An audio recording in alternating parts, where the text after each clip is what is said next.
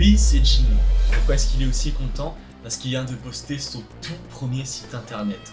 Un site vitrine pour le salon de coiffure de sa maman à Annecy. Quel champion! Il a hâte de pouvoir te montrer toutes les fonctionnalités qu'il a développées, tous les petits détails de design qu'il a fait. Mais au moment de rechercher son site sur internet, douche froide, glaciale même, il ne trouve pas son site. Comprend pas, alors il descend, et ça y est! Il l'a enfin trouvé. Au bout de la 8ème page, mais qui va aller jusque là? Son site va alors être vu seulement par une poignée de personnes, puis il va décider de le supprimer. Mais pourquoi? Pourquoi est-ce que son site est apparu si loin? Parce que Jimmy, tu as oublié quelque chose de primordial lors de la création de ton site.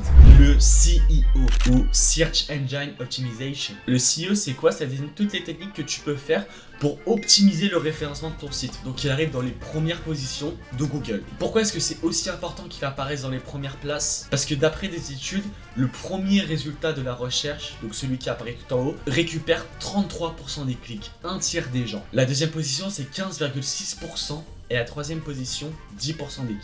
Donc si on réunit tout ça, 60% des clics sont sur les 3 premiers résultats de la recherche. Quand je parle des recherches, je parle pas celle avec écrit sponsorisé, ça c'est avec Google Ads, donc c'est payant. C'est celle qui se situe juste en dessous, et l'avantage avec le SEO, c'est que c'est complètement gratuit. C'est juste une petite série de manipulations, de petits trucs et astuces qui vont faire que tu vas gagner 1 ou 2 places, comme ça que tu vas grappiller. Je vais te faire un résumé ici, sachant que je suis tapé toute la documentation de Google, c'est très long, Donc pour ça, un gros abonnement. Et restez bien jusqu'à la fin parce qu'on va commencer crescendo. On va avoir des conseils qui ont un petit impact pour petit à petit augmenter pour voir qu'est-ce qu'il faut faire absolument. C'est parti. Ça peut arriver, des fois ton utilisateur il peut accéder à un lien qui n'était pas prévu.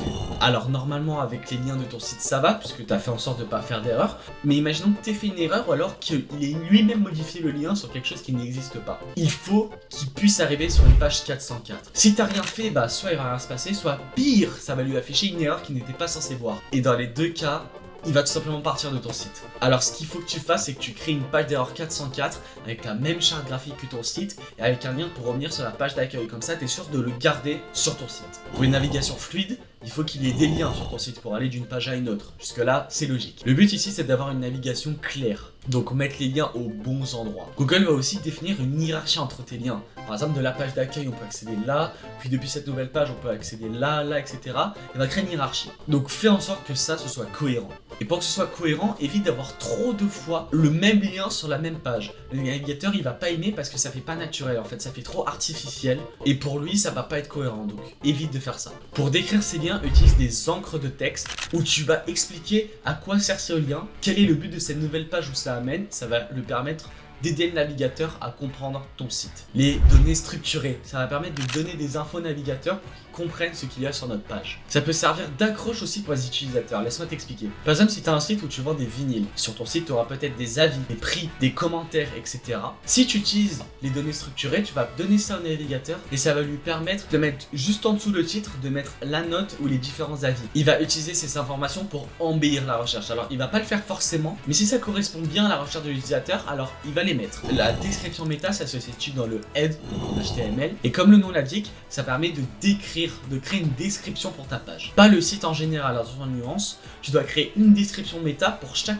page de ton site. Il faut faire attention d'être clair dans cette description parce qu'elle peut s'afficher juste en dessous du titre, voilà, juste ici. Ici, tu viens d'écrire la page avec précision. Tu peux y aller, hein. Il faut que ce soit rédigé, il faut pas que ce soit seulement des mots-clés. Fais en sorte que ta description contienne des mots-clés que l'utilisateur pourrait taper en recherchant ton site. Et avec ça, tu vas fortement augmenter tes chances d'être en haut. Choisis des URL descriptives. Pas comme ici, par exemple, ou avec des chiffres. Ça fait peur, on comprend pas ce que c'est cette URL. Le navigateur n'aime pas les URL non descriptives ou les URL à rallonge parce que ça peut faire peur à l'utilisateur. Les appels à l'action. Les CTA, donc Call to Action, c'est quelque chose de primordial. Les CTA sont souvent liés à des objectifs de conversion, que ce soit pour acheter un produit ou pour s'inscrire à un programme sur ton site. C'est ce qui est recherché parce que généralement, les buts des sites vitrines, c'est de convertir, d'avoir le plus haut taux de conversion possible. Les navigateurs aiment bien les CTA et aiment encore plus si vous avez un taux de conversion haut parce que ça veut dire que les utilisateurs ont fait confiance à ton site. Et donc si les utilisateurs ont fait confiance, le navigateur lui-même peut avoir confiance. Les CTA sont aussi utiles pour aider à la navigation. Par exemple, si l'utilisateur il sait pas s'il doit s'inscrire sur ton site ou non,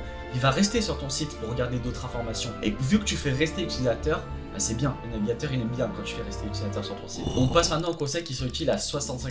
On commence à rentrer dans les conseils qui sont vraiment utiles et qui vont vraiment te faire gagner des places. Donc écoute bien, on va parler des images qui sont beaucoup présentes dans les sites internet. Pour mettre une image en HTML, il faut utiliser la balise IMG. On met d'abord le lien dans le CRC et à côté on a Alt. Mais c'est quoi? Moi perso je le remplis jamais donc mais à tort comme on va voir. Parce que Alt c'est pour texte alternatif. Ça sert à décrire l'image. C'est comme une substitution de l'image mais version texte. Ça peut être utile dans deux cas de figure. Que ce soit pour les personnes malvoyantes qui ont un lecteur de fenêtre. Si vous n'avez pas mis de Alt, bah ça va rien lire et il ne saura pas puisqu'il peut pas voir l'image. Et de deux, ça peut être utile si l'image ne peut pas être chargée. Ça va être remplacé par ce texte de substitution. Et c'est ce qui est aimé par les moteurs de recherche d'avoir un site accessible. En parlant d'image, une donnée très importante pour être mieux référencé, c'est la vitesse de chargement de ton site.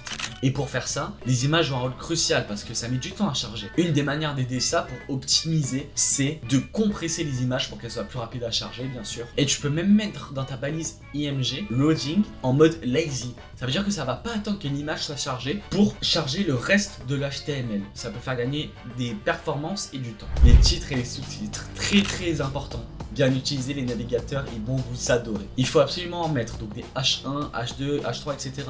Mais pas n'importe comment, de manière cohérente. Le H1 c'est le grand titre, ensuite les sous-titres H2, si on a encore des sous-titres dans le H2 c'est H3, etc. Il faut pas hésiter à mettre des mots-clés dans tes sous-titres pour que le navigateur il sache quoi mettre en relief sur ta page. Il va surtout se baser sur les titres. Et si les mots-clés sont beaucoup présents dans tes titres, ça va aider le navigateur à mieux te référencer en fonction de la recherche et là, t'as tout gagné. Les conseils à 80%. Ici, on commence à rentrer dans les pratiques fondamentales que tu dois absolument faire pour être bien référencé, tu n'as pas le choix. La première chose primordiale, c'est l'utilisation de la balise title qui se retrouve dans le head.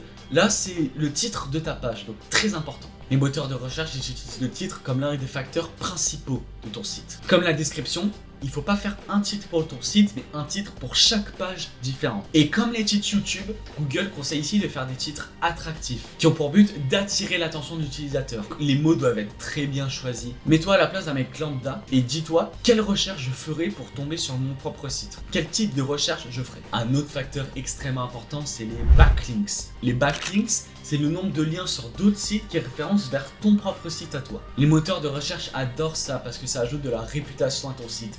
S'il y a plein de sites différents qui référencent le tien, ça veut dire que tu as un contenu de qualité pour être autant référencé, tu vois ce que je veux dire. Alors je te vois venir là, le petit magouilleur. Ne va pas créer plein de sites pour référencer ton site principal à fond en te disant hop là je contourne le système, etc.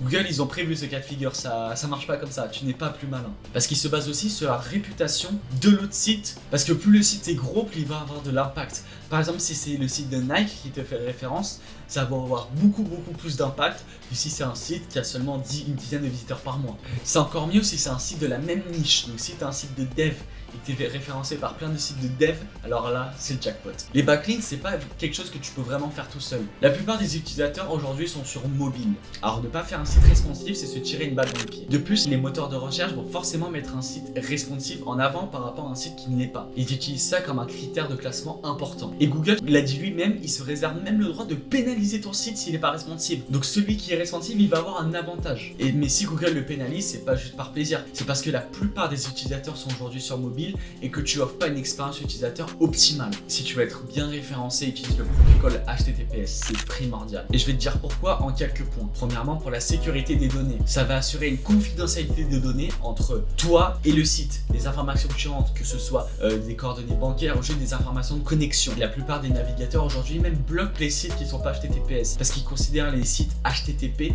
comme des sites malveillants qui vont venir te voler des données. Et pour finir, Google a confirmé que le HTTPS était un des facteurs principaux pour mettre en avant un site ou non et qu'ils auraient toujours un avantage. Dans tous les cas, tu peux avoir le HTTPS assez facilement, que ce soit sur GitHub ou avec une certification SSL. Ok, donc là on arrive à l'ultime conseil. Le conseil qui vaut 100% du CEO. Sans ça, tu peux abandonner toutes les manipulations qui étaient faites avant, tous les conseils que je t'ai donnés juste avant parce que ça ne servira à rien si tu n'as pas suivi ce dernier conseil qui est primordial. La méthode est même secrète et cachée par tous les développeurs. Cette méthode est créer du contenu original et engageant. Oui, c'est décevant.